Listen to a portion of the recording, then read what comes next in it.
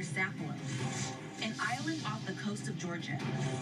We're descendants of enslaved West Africans, the Geechee, have lived in seclusion for centuries. People have wanted to take and own this land, but something has stopped that from happening. Are there greater forces at work, keeping the Geechee isolated? I'm going to meet a man who claims he can communicate with the spirits of their ancestors. My family's been in this area since at least 1814, and I began to tell the history of my people. Can you tell me about the history of this area? This is the Holy Land of African America. Our story begins right here. Jamal believes that in 1526, Sapelo became the location of the first European settlement in what is now the United States, and marks where the history of Africans living in North America began.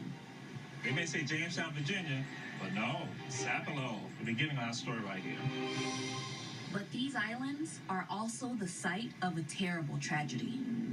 In 1803, a mass suicide took place here when enslaved Africans overthrew their captors to take control of a slave ship and resolved to drown themselves instead of returning to slavery. What exactly is your role? What would one call you? I'm a mixture of the griot, or the JLA, and the African spirit. I'm just a vessel for the information. Jamal explains that a griot is a West African oral historian. He has mixed this practice with that of African shamans who communicate with spirits. Whatever comes out of your mouth will not be from you, but from an African ancestor. It's been guided by the Most High and the ancestors.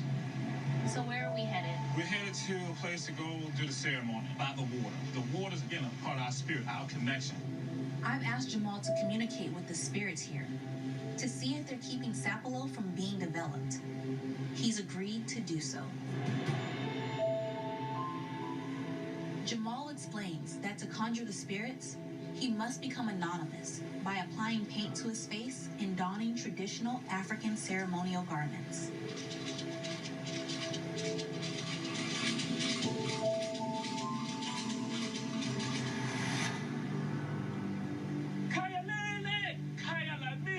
We see Mother Africa stand by the waters, and she said, Sukanayo! Sukanayo! At first, I was skeptical that I would feel anything otherworldly.